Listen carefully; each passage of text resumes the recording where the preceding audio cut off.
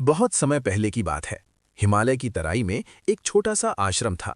वहां एक वृद्ध सन्यासी रहते थे। उनके पास ना तो बड़ा आश्रम था, न शिष्य परंपरा, न ग्रंथों का ढेर। बस एक छोटी कुटिया, एक जलता हुआ दीपक और अपार शांति। एक दिन एक युवक उस आश्रम में आया। आंखों में प्रश्न थे, मन में असमंजस और हृदय में डर। उसने कहा, गुरुदेव, मैं सत्य के मार्ग पर चलना चाहता हूं, लेकिन डर लगता है। मैं अकेला पड़ जाऊंगा, संसार मेरा विरोध करेगा। सन्यासी मुस्कुराए। बिना कुछ कहे उन्होंने युवक को शाम तक रुकने का संकेत किया। शाम हुई, आकाश में घने बादल छा गए। अचानक तेज आंधी चली। आश्रम में रखा एकमात्र दीपक डगमगाने लगा। युवक घबरा गया। गुरुदेव, दीपक बुझ जाएगा।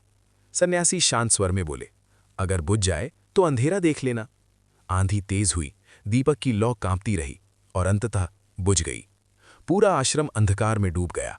युवक घबराकर बोला, अब क्या होगा? कुछ भी दिखाई नहीं दे रहा। तभी सन्यासी बोले, आंखें बंद करो। युवक ने आंखें बंद की।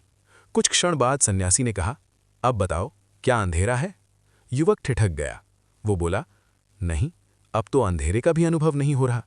सन्यासी ने कहा, यही उपनिषद कहते हैं, तमसो मां ज्योतिर्गमया। अंधेरा बाहर नहीं था, भय भीतर था। फिर उन्होंने आगे कहा, जब तक तू बाहरी दीपकों पर निर्भर है, तू डरेगा, लेकिन जिस दिन भीतर का दीप जल गया, उस दिन पूरी सृष्टि तेरे साथ खड़ी हो जाती है। युवक बोला, लेकिन जब मैं अकेला होता हूं, तब तो कोई साथ नहीं देता। सन्यासी हंसे और बोले, सत्य पर चलने वाला कभी अकेला नहीं होता, बस भीड़ उससे छूट जाती है। उन्होंने जमीन से एक बीज उठाया और युवक की हथेली पर रखा। ये बीज जब मिट्टी में जाता है तो वो अकेला होता है, अंधेरे में दबा होता है। क्या तुमने कभी बीज को रोते देखा है? युवक चुप रहा।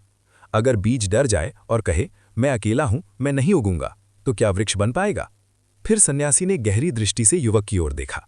सत्य का मार्ग भी ऐसा ही है। पहला कदम अंधेरे में पड़ता है, लेकिन उसी क्षण पूरी प्रकृति काम पर लग जाती है। आंधी अब शांत हो चुकी थी। सन्यासी ने नया दीपक जलाया।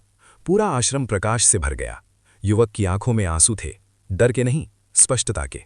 उसने झुककर प्रणाम किया। अब समझ में आया, मैं अकेला नहीं था, मैं बस रुका हुआ था। सन्यासी बोले, उठो, जागो, और तब तक मत रुको जब तक अपने भीतर का दीपक न जल जाए।